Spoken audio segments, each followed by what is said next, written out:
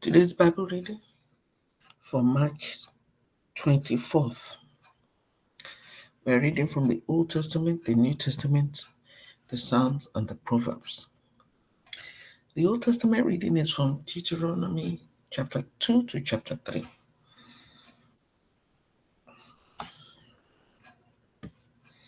Then we turned around and headed back across the wilderness toward the Red Sea, just as the Lord had instructed me, and we wandered around in the region of Mount Seir for a long time.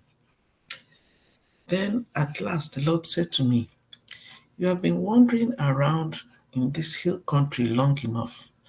Turn to the north. Give these orders to the people. You will pass through the country belonging to your relatives, the Edomites, the descendants of Esau who live in Seir. The Edomites will feel threatened, so be careful. Do not bother them, for I have given them all the hill country around Mount Seir as their property, and I will not give you even 1 square foot of their land.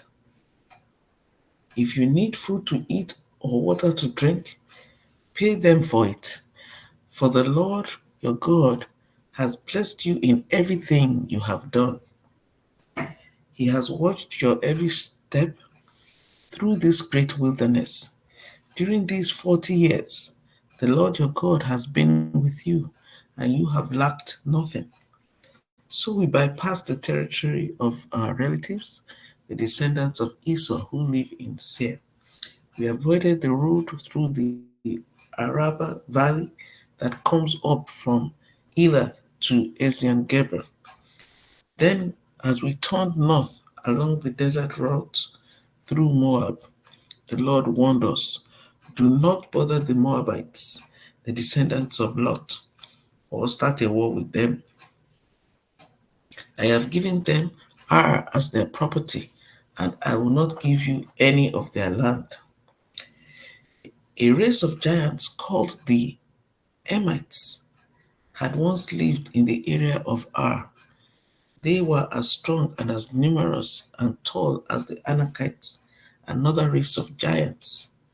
Both the Emites and the Anakites are also known as the Rephaites, though the Moabites call them Emites.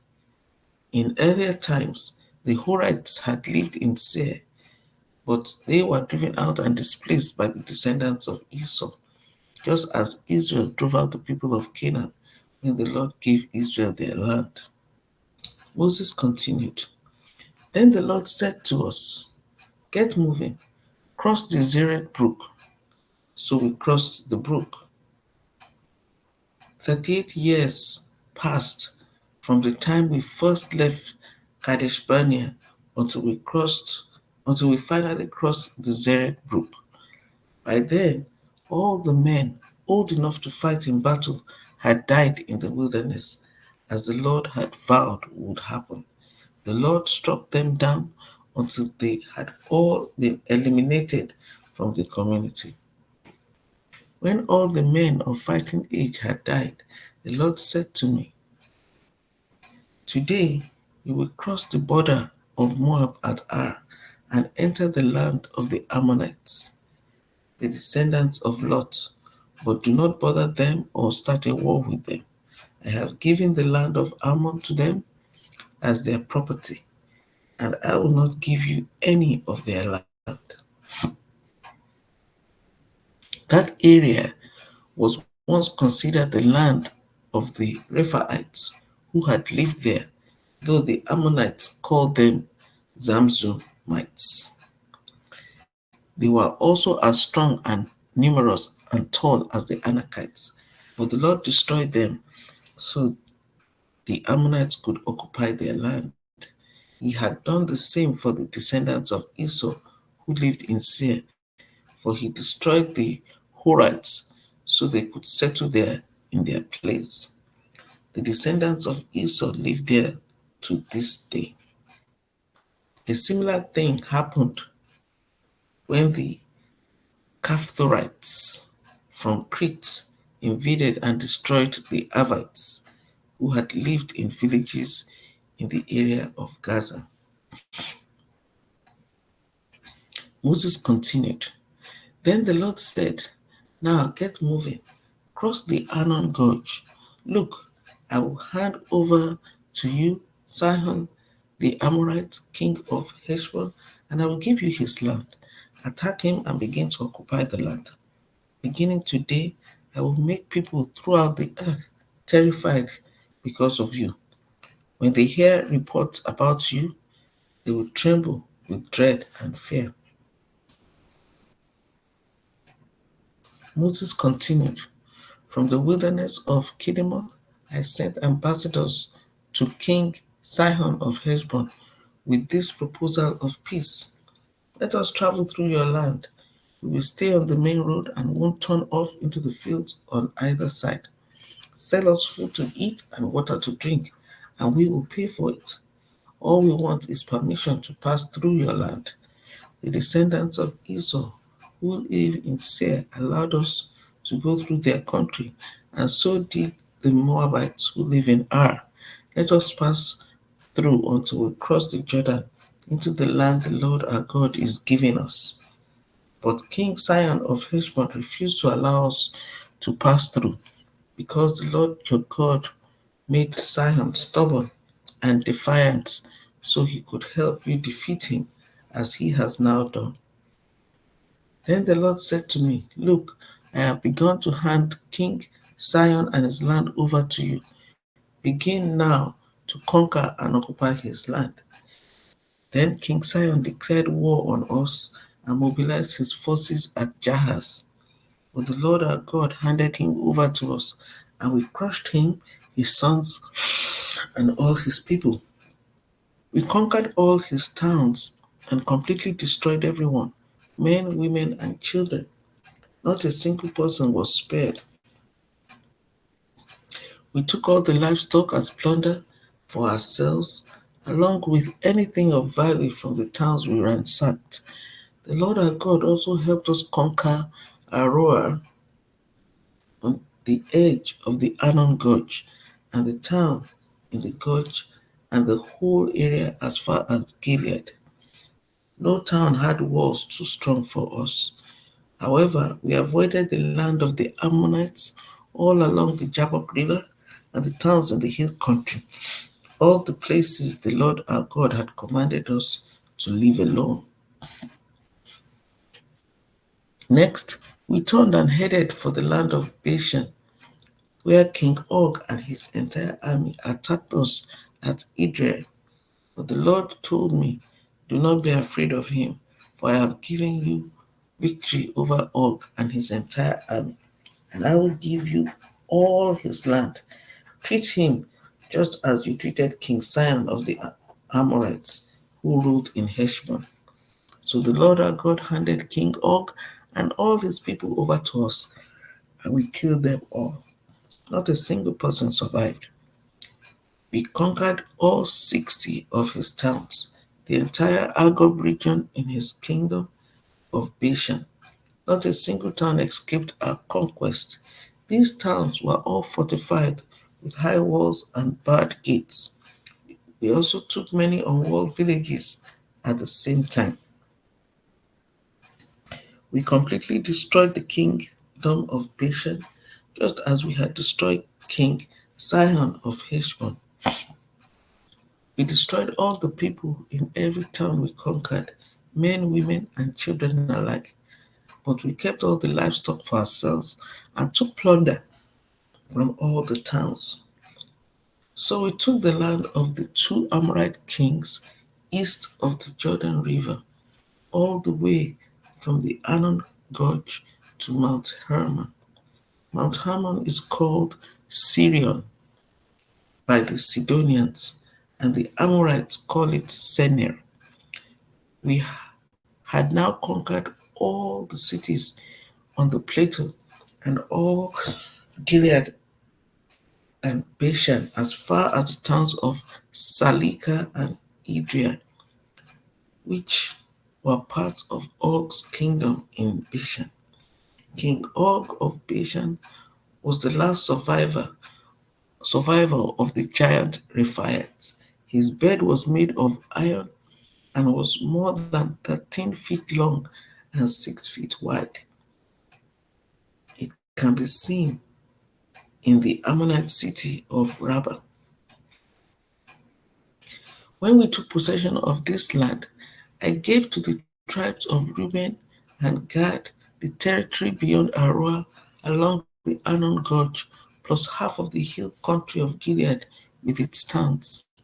Then I gave the rest of Gilead and all of Bashan, Og's former kingdom, to the half tribe of Manasseh. This entire Argob region of Bashan used to be known as the land of the Rephaites. Jair, a leader from the tribe of Manasseh, conquered the whole Argob region in Bashan, all the way to the border of the Geshurites and Maccathites.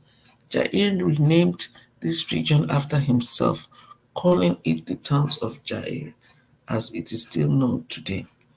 I gave Gilead to the clan of Machir, but I also gave part of Gilead to the tribes of Reuben and Gad. The area I gave them extended from the middle of the Arnon Gorge in the south to the Jabbok River on the Ammonite frontier. They also received the Jordan Valley all the way from the Sea of Galilee down to the Dead Sea, with the Jordan River serving as the western boundary. To the east were the slopes of Pisgah. At that time, I gave this command to the tribes that would live east of the Jordan. Although the Lord your God has given you this land as your property, all your fighting men must cross the Jordan ahead of your Israelite relatives, armed and ready to assist. Your wives, children, and numerous livestock, however, may stay behind in the towns I have given you. When the Lord has given security to the rest of the Israelites, as he has to you, and when they occupy the land the Lord your God is giving them across the Jordan River, then you may all return here to the land I have given you. At that time, I gave Joshua this charge. You have seen for yourself everything the Lord your God has done to these two kings. He will do the same to all the kingdoms on the west side of the Jordan. Do not be afraid of the nations there, for the Lord your God will fight for you. At that time, I pleaded with the Lord and said, O sovereign Lord, you have only begun to show your greatness and the strength of your hand to me, your servant. Is there any God in heaven or on earth who can perform such great and mighty deeds as you do? Please let me cross the Jordan to see the wonderful land on the other side, the beautiful hill country and the Lebanon mountains. But the Lord was angry with me because of you, and he would not listen to me. That's enough, he declared. Speak of it no more, but go up to Pisgah Peak and look over the land in every direction. Take a good look, but you may not cross the Jordan River. Instead, commission Joshua and encourage and strengthen him, for he will lead the people across the Jordan. He will give them all the land you now see before you as their possession. So we stayed in the valley near Beth Peor. So that's the Old Testament reading. The reading from the New Testament is from the Gospel of Luke, chapter 6, verse 12 to 38. One day, soon afterward, Jesus went up on a mountain to pray, and he prayed to God all night. At daybreak, he called together all his disciples and chose 12 of them to be apostles. Here are their names: Simon, whom he named Peter; Andrew, Peter's brother; James, John, Philip, Bartholomew, Matthew, Thomas, James, son of Alphaeus, Simon, who was called the zealot, Judas, son of James, Judas Iscariot, who later betrayed him. When they came down from the mountain, the disciples stood with Jesus on a large level area, surrounded by many of his followers and by the crowds. There were people from all over Judea and from Jerusalem and from as far north as the seacoast of Tyre and Sidon. They had come to hear him and to be healed of their diseases, and those troubled by evil spirits were healed. Everyone tried to touch him because healing power went out from him, and he healed everyone. Then Jesus turned to his disciples and said, God blesses you who are poor, for the kingdom of God is yours. God blesses you who are hungry now, for you will be satisfied. God blesses you who weep now, for in due time you will laugh. What blessings await you when people hate you and exclude you and mock you and curse you as evil because you follow the Son of Man. When that happens, be happy. Yes, leap for joy, for a great reward awaits you in heaven. And remember, their ancestors treated the ancient prophets that same way. What sorrow awaits you who are rich, for you have your only happiness now. What sorrow awaits you who are fat and prosperous now, for a time of awful hunger awaits you. What sorrow awaits you who laugh now, for your laughing will turn to mourning and sorrow. What sorrow awaits you who are praised by the crowds, for their ancestors also praised false prophets. But to you who are willing to listen, I say, love your enemies, do good to those who hate you, bless those who curse you, pray for those who hurt you. If someone slaps you on one cheek, offer the other cheek also. If someone demands your coat, offer your shirt also. Give to anyone who asks, and when things are taken away from you, don't try to get them back. Do to others as you would like them to do to you. If you love only those who love you, why should you get credit for that? Even sinners love those who love them. And if you do good only to those who do good to you, why should you get credit? Even sinners do that much. And if you lend money only to those who can repay you, why should you get credit? Even sinners will lend to other sinners for a full return. Love your enemies, do good to them, lend to them without expecting to be repaid. Then your reward from heaven will be very great, and you will truly be acting as children of the Most High, for He is kind to those who are unthankful and wicked. You must be compassionate, just as your Father is compassionate. Do not judge others, and you will not be judged. Do not condemn others, or it will all come back against you. Forgive others, and you will be forgiven. Give, and you will receive. Your gift will return to you in full, pressed down, shaken together to make room for more, running over and poured into your lap. The amount you give will determine the amount you get back. So that's the reading from the New Testament. The reading from the Psalm 67. For the choir director, a psalm to be accompanied by stringed instruments. May God be merciful and bless us. May his face smile with favor on us. May your ways be known throughout the earth, your saving power among people everywhere. May the nations praise you, O God. Yes, May all the nations praise you. Let the whole world sing for joy, because you govern the nations with justice and guide the people of the whole world. Interlude. May the nations praise you, O God. Yes, may all the nations praise you. Then the earth will yield its harvest, and God, our God, will richly bless you. Yes, God will bless us, and people all over the world will fear him. So that's the reading from the Psalms. Now the reading from the Proverbs, Proverbs chapter 11, verse 27. If you search for good, you will find favor, but if you search for evil, it will find you.